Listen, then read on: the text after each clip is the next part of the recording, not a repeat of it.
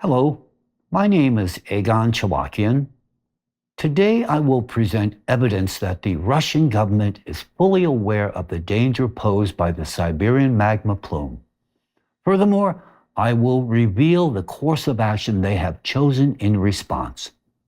Let me remind you that the Siberian magma plume is an upwelling stream of hot magma rising from the Earth's core to the boundary of the Earth's crust beneath Siberia. The eruption of this plume, comparable in size to the entire continent of Australia, would be catastrophic not only for Russia, but could also trigger a chain reaction of supervolcano eruptions worldwide, ultimately rendering the planet uninhabitable.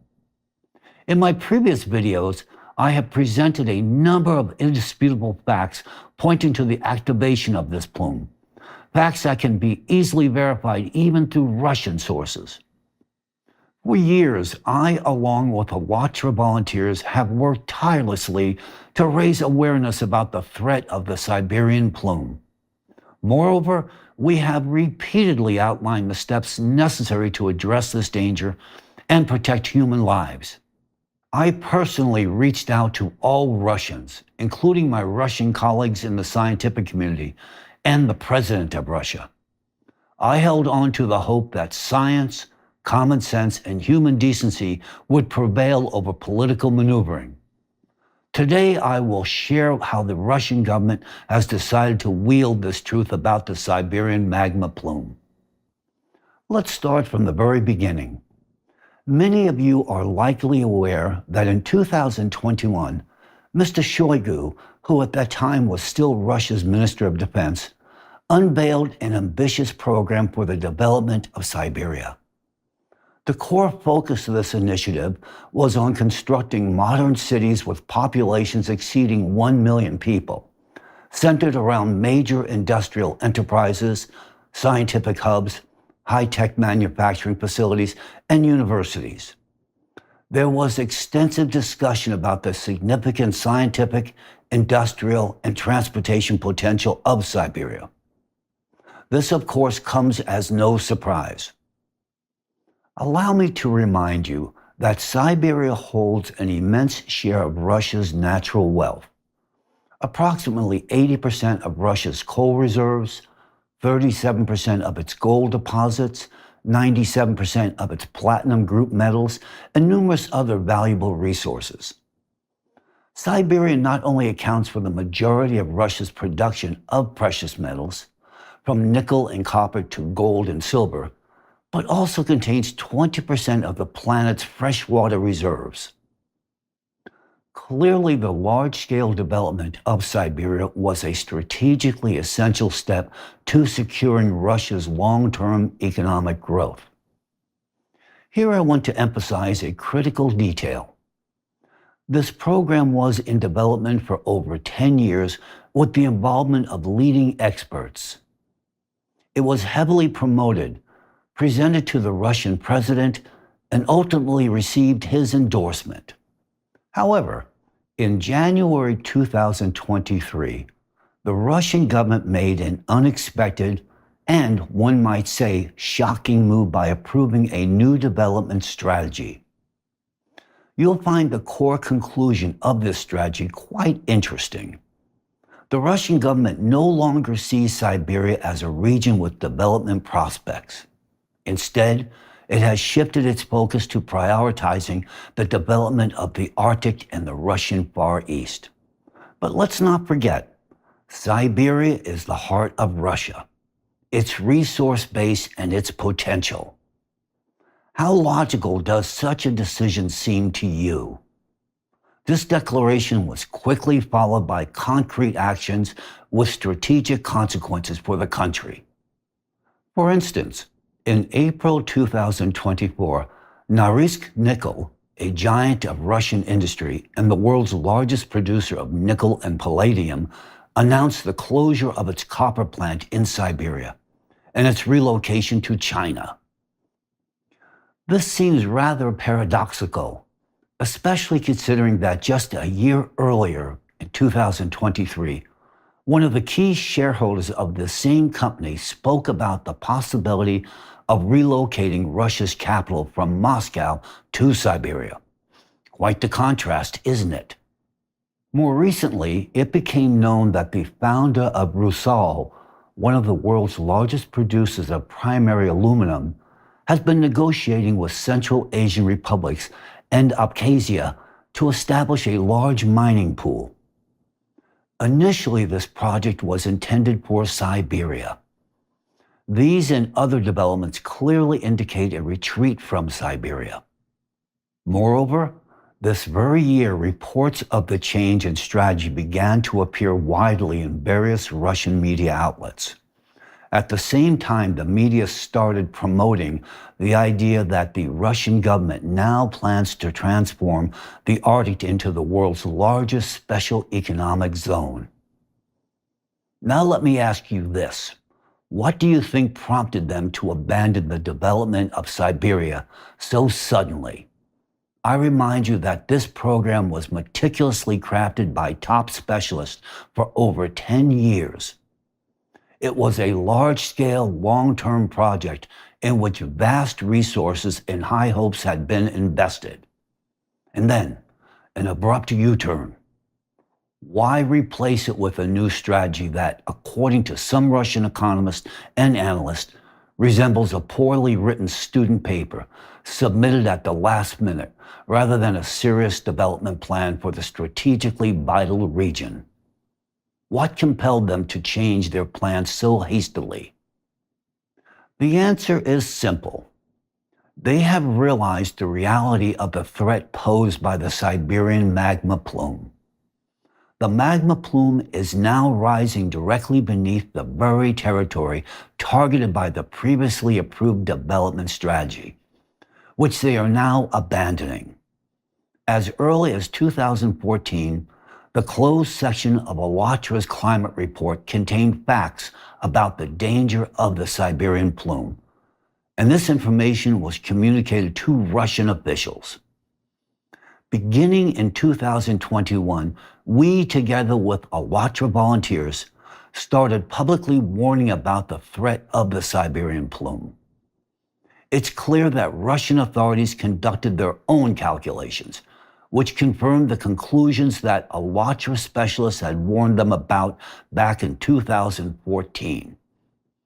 That became the turning point.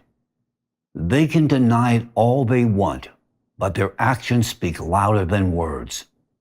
They are like rats fleeing from a sinking ship. They are abandoning Siberia and its people, shutting down and relocating multi-billion-dollar projects, hoping to safeguard their assets and wealth in the farthest corners of the country or even abroad, as far away from Siberia as possible. But you know what's most frightening? The people of Russia remain unaware of the actual risk involved. Instead of honestly addressing the issue, the authorities resort to propaganda. They claim that Siberia is a region with no prospects, yet they still expect people to live and work there. Why, you ask? Because for now, they can still extract resources from Siberia and line their own pockets.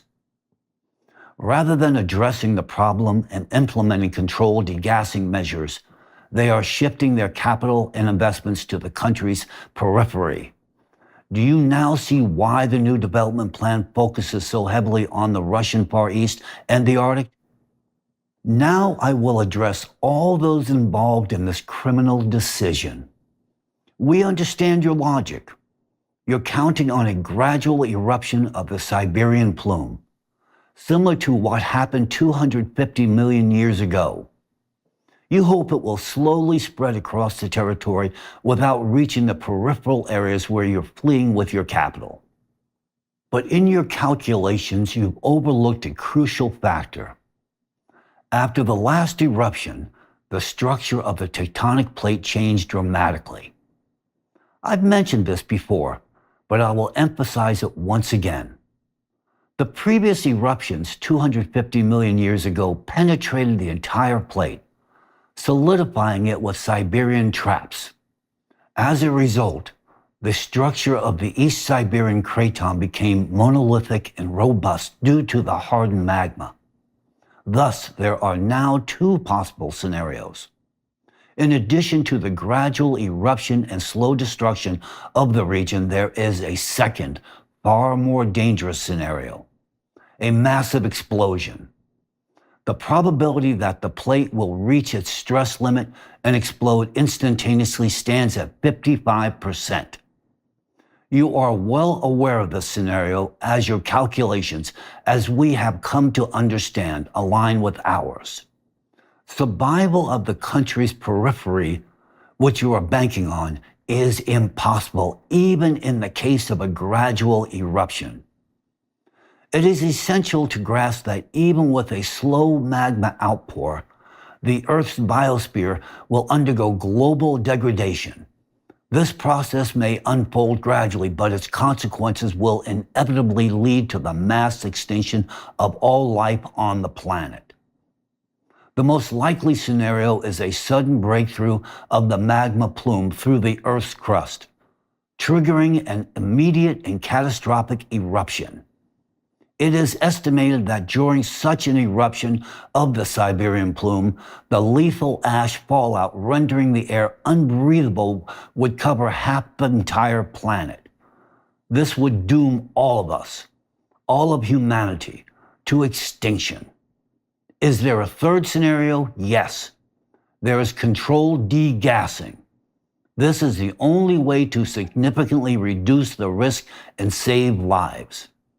Of course, degassing does not eliminate all dangers. The worst-case scenario during controlled degassing would be a loss of control over the process, which could result in fractures and the gradual release of magma. But even in that case, the consequences would be incomparable to the catastrophic scenarios I just described. From the very first stages of degassing, the pressure within the magma plume would begin to decrease, eliminating the possibility of an explosive eruption. Even if the process spirals out of control, it would result in a slow, manageable release of magma, not an instantaneous disaster. The worst-case scenario of degassing is still far better than either of the catastrophic outcomes previously mentioned. Yes, Siberia would suffer, but the periphery of Russia would remain untouched. Even in the most unfavorable situation, only 30% of the country would be affected. If the process goes smoothly, the affected area would shrink to just about 5 to 7%, or at most 10%. Controlled degassing minimizes damage to humanity and offers a real chance to preserve life on Earth. You likely wonder why the Russian government refuses to pursue controlled degassing if it's a viable solution to eliminating the threat. The answer, sadly, is simple: self-interest. Controlled degassing would require the evacuation of millions of people from the danger zone, which in turn would halt the daily profits these territories generate for the authorities. For them, this means massive financial losses. The catastrophe hasn't happened yet, but they would already have to take a financial hit. Would they agree to that? Of course not. Personal profit triumphs over common sense. They wouldn't warn the public and will continue spreading disinformation for as long as possible.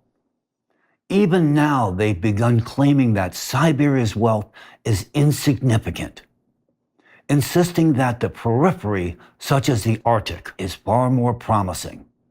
But this is pure hypocrisy. Siberia has always been Russia's pride and resource base, the foundation that made the country wealthy and turned it into a global geopolitical player. And now they are abandoning it, declaring that Siberia is no longer of interest. But rejecting Siberia also means rejecting degassing.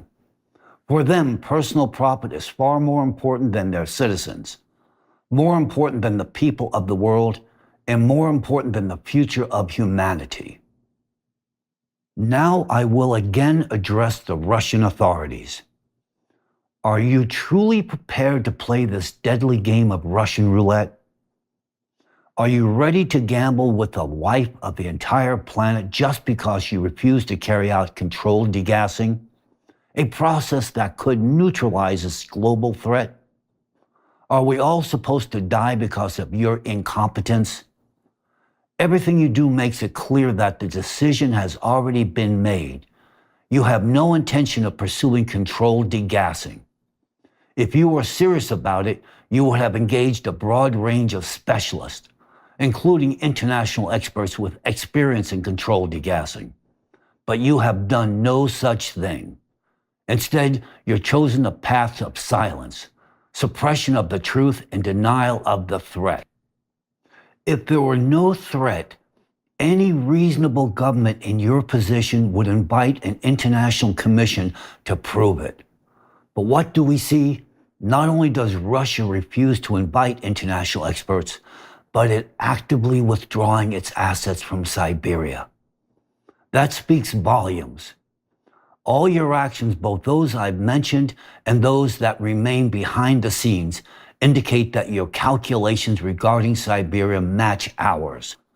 You are well aware that the threat is real and inevitable. If everything were fine with Siberia, why would you abandon it at such a tremendous financial loss to yourselves? The fact that you acted against your own economic interests can only mean one thing. You have already accepted the negative scenarios regarding the Siberian magma plume as inevitable. Instead of taking decisive action to prevent a catastrophe and protect the lives of your citizens, you have chosen a different path. You have started revising the country's development strategy, blocking information channels, and silencing everyone who tried to reveal the truth, including Alatra volunteers, not only in Russia, but also in Ukraine. Notice the timing. In January 2023, when it became clear that your own calculations aligned with ours, you made the decision to abandon Siberia. That same year, instead of showing gratitude to our scientists and Alatra volunteers, you began a harsh crackdown on them. Why? To prevent people from learning the truth and to avoid mass panic in Russia. To ensure that the world never finds out. The persecution of Alatra volunteers intensified both in Russia and in Ukraine. It was FSB agents who orchestrated the persecution of Alatra volunteers in Ukraine, involving even Ukrainian security services. Rather than acting according to the law, those services began pursuing an American organization. This raises an obvious question. Where did the American taxpayers' money go all these years if Ukraine's security service ultimately followed orders from Russia's FSB? In the Kremlin, you are terrified that the truth about the Siberian magma plume will become public knowledge. Your policy of total control and suppression of the truth continues to intensify, steadily expanding into new areas, from the international information space to the domestic scientific community. In Russia, the FSB already controls the scientist. The new law requiring Russian scientists to obtain FSB approval for any new collaboration with foreign colleagues is clear proof of this very statement. This is no longer just censorship. It's a blatant admission of your vested interest in concealing the real threat. This is not simply irresponsible, it is criminal. First and foremost, toward your own citizens whom you are deceiving. Look at the screen right in front of you. You will see the names of Russian cities that will be completely destroyed within the first minutes and hours in the event of a Siberian plume explosion. Among them are major cities, Krasnoyarsk, Tomsk, Surgut, and Norilsk. These are cities from which you, the Russian authorities, have been generously extracting income from, at the expense of your own people. You lie to these people. You tell them there is no threat to their lives and instruct them not to worry, to raise their children properly, and to have more. You are knowingly condemning them to a torturous death. Millions of lives, entire cities, and entire regions. You are sacrificing all this just to preserve your power and wealth. Do you think we don't see this? We see everything. Every step you take, every silent decision, everything points to one conclusion. Human life means literally nothing to you. Now I will tell you something else, something you apparently don't know. You couldn't have foreseen it or calculated it due to your lack of information and professional competence. Even without the threat of the Siberian plume, we are facing yet another danger of equal magnitude. This is a threat we created ourselves, one from which there is no escape. I am talking about micro and nanoplastics, which have already infiltrated every corner of our planet. They are in the air we breathe, the water we drink, and the food we eat.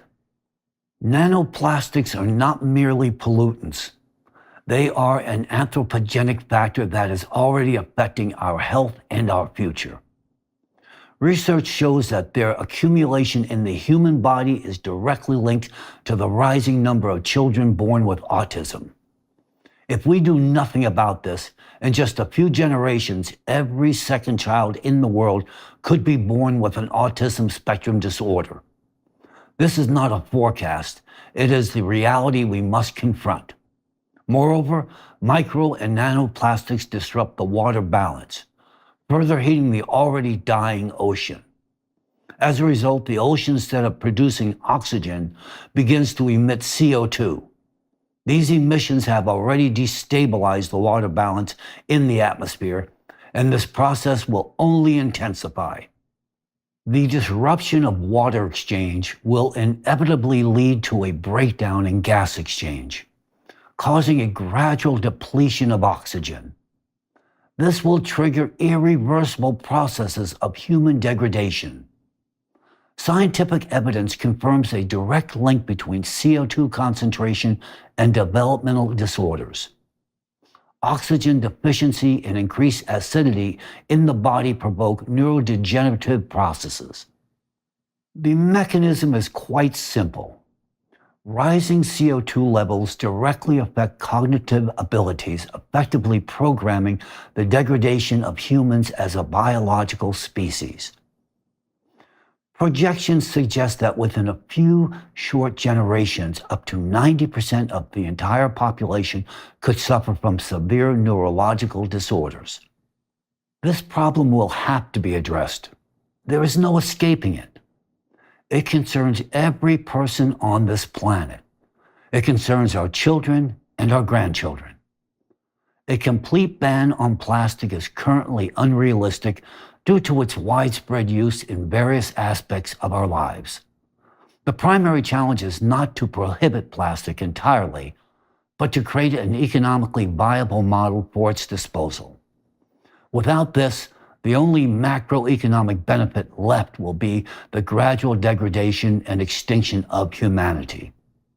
Now imagine adding a catastrophic eruption of the Siberian magma plume to everything else that is already happening.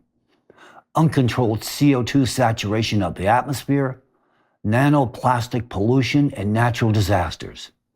Even if the plume doesn't explode instantaneously and instead erupts gradually, the consequences of releasing such a massive volume of lava will continue to grow and worsen. Even if life on the periphery of Russia temporarily survives, after Siberia ceases to exist, life for the survivors will become a living hell. The colossal lava eruptions will oversaturate the atmosphere with carbon dioxide, delivering a catastrophic blow to the Earth's biosphere. Instead of a gradual reduction in pressure within the magma plume, as would occur during controlled degassing, the lava will erupt across a broad front, burying vast areas of Siberia under tons of lava flows and ash layers, just as it did 250 million years ago during the formation of the Siberian traps. The release of ash and gases will push humanity to the brink of extinction, just as it happened during the Great Permian extinction, when 90% of marine species and 70% of terrestrial species perished. Even a slight increase in CO2 saturation from plants and oceans already impacts humans' health and accelerates ecosystem collapse. With the additional heat energy pouring into the atmosphere, combined with ash and aerosol emissions, the results will be catastrophic. Will life survive on Earth? Considering the existing problems, plastic pollution, and a dying ocean, our extinction becomes inevitable. If the Siberian plume erupts in a sudden explosion, it will be too late to evacuate from Siberia. Those caught in the affected zone will die instantly. Humanity will not survive. At that point, at least plastic will no longer be a concern. It will be incinerated along with us. But there is another way: controlled degassing. If paired with ocean cleanup efforts, this process could save our world. However, Russian media features comments from so-called specialists who claim there is no threat from the Siberian plume because, allegedly, plumes move slowly, rising at just 4 centimeters per year. I hate to disappoint you, colleagues, but your calculations on the speed of magma plume ascent are based solely on theoretical models and observations of modern stable plume structures. Where did the concept even come from that plumes supposedly rise only a few centimeters per year? You rely solely on the layers of solidified lava from past eruptions, but that provides no basis for determining how quickly the magma plume actually moved within the mantle. You have no idea how fast plumes rise when they are first forming. And more importantly, the Earth has never before experienced a simultaneous ascent of a mantle plume and an increase in intermantle eruptions. We are currently in extraordinary conditions that Earth's geological history has never encountered before. Take a look at your own seismic tomography. Melted material at the core, known as LLSVP zones, is expanding right before your eyes. Let me explain precisely what LLSVP zones are. These are massive regions of molten material at the Earth's core that are detected because seismic waves travel through them more slowly than through the rest of the mantle.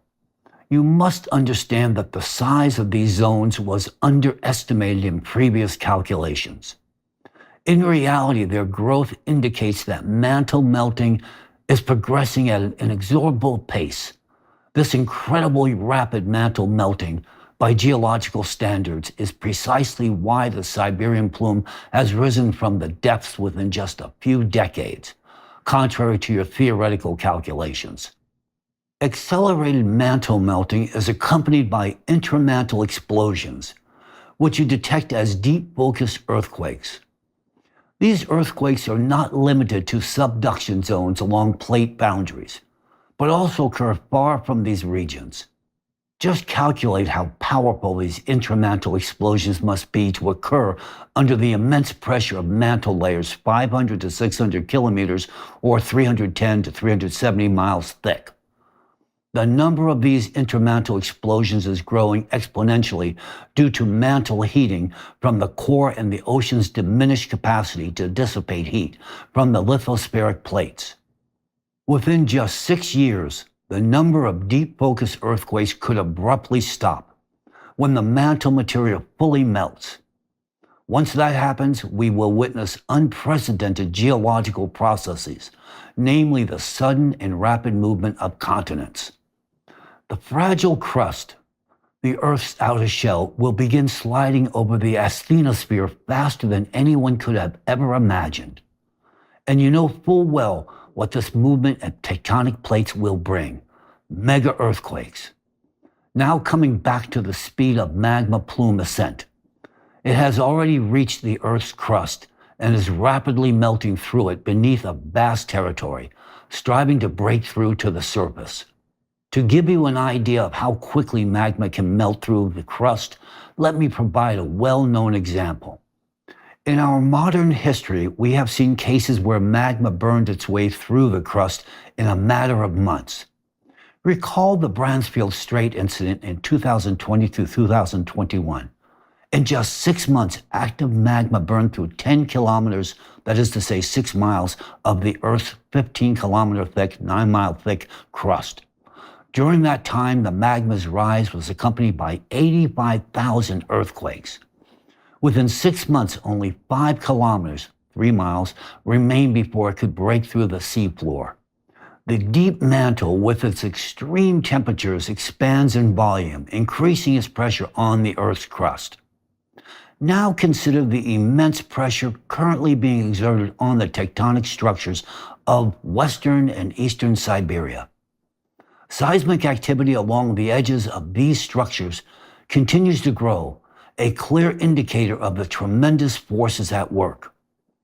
As for the claims that the plume should be visible on seismic tomography models under Siberia, well, you know perfectly well, colleagues, that you don't have enough data to assemble a reliable seismic tomography image for this region.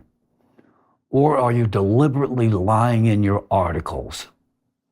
Not to mention that you rely on data collected over 30 or more years, which produces a distorted picture, kind of like a chupacabra, rather than an accurate representation of what's actually happening. Allow me to give you an analogy. It's as if you put a child into an MRI scanner. Instead of doing a quick scan, you leave them there for 30 years until they grow into an adult.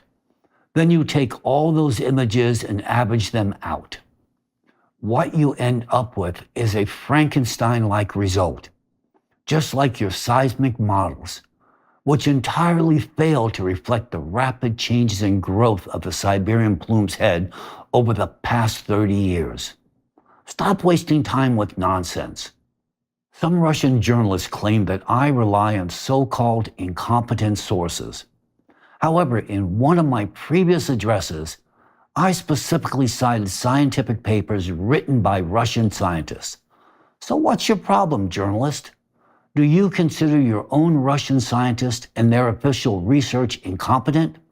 Or is the real problem that only the FSB decides who is competent, ignoring science, common sense, and the safety of its own population? I neither expect nor seek official confirmations or denials of my statements. Any official statement, even a denial of the truth I'm presenting, will only draw more attention to this information. Eventually, Russian citizens will connect the dots and realize that I am telling the absolute truth, not their government. For the Russian authorities, that is unacceptable. If the Russian people knew the full extent of the situation, if they knew what their leadership knew, not a single person would remain in Siberia. Alatra volunteers and I are often asked, what is it like to live knowing all this information? Especially when the events we've warned about begin to unfold in reality. In the past, we tried to explain it in words, but now you will have the opportunity to quite literally understand it for yourselves. When you see it with your own eyes, you will feel for yourself what it's like to live with such knowledge. 30 years ago, we, the scientists of Alatra, took on the responsibility of uncovering the causes of global climate and geodynamic changes. We conducted extensive interdisciplinary research, established cause and effect relationships, and pointed to a potential solution. However, Alatra volunteers took it upon themselves to spread this knowledge to the world. I joined them in this mission. However, we never claimed the responsibility for stopping the climate collapse. We are not the ones who will solve this problem. We are the ones who diagnosed it and offered a solution, like a doctor who informs a patient of a serious illness and shows the path to recovery. We cannot resolve geopolitical and macroeconomic issues, so do not shift the responsibility for implementing solutions onto us. That is beyond our capacity and not our mission. Our mission is both simple and challenging at the same time: to deliver the truth to people. Yes, it is hard, but we Alatra volunteers did not choose an easy path. We chose an honest one. We knew that telling the truth would come at a high price, and we are paying it. In Russia, Alatra volunteers are already in prison. In Ukraine, volunteers face criminal persecution at the hands of FSB agents and their accomplices. Their goal is to silence us. But silencing us will not save Siberian cities or protect millions of Russian citizens. As long as the threat of a Siberian plume eruption remains unaddressed, the world is doomed. This statement is not a metaphor. It is a scientific fact. Friends, facts do not become any less real simply because you refuse to acknowledge them. When the Siberian plume erupts uncontrollably, whether explosively or gradually, it will trigger a global population migration. Half of the world's inhabitants will move as far from Siberia as possible, fleeing to other continents. This horrific process is becoming nearly inevitable due to the Russian authorities' refusal to implement controlled degassing. However, what Russian authorities fear even more than global migration is internal migration. They dread the possibility that information about the Siberian plume will reach the public. Any rational person in Russia, upon learning the truth, will do everything in their power to leave the country. Even the most oblivious individual would rather walk away from Siberia on foot than stay there. The Russian authorities understand that if such an exodus begins, it will result in a massive outflow of capital from their territory, and most importantly, a loss of personal income, something they fear more than the inevitable death of millions of people. They will do whatever it takes to prevent that. The loss of personal wealth is a far greater catastrophe for the Russian authorities than the looming extinction of their citizens. But life is worth fighting for.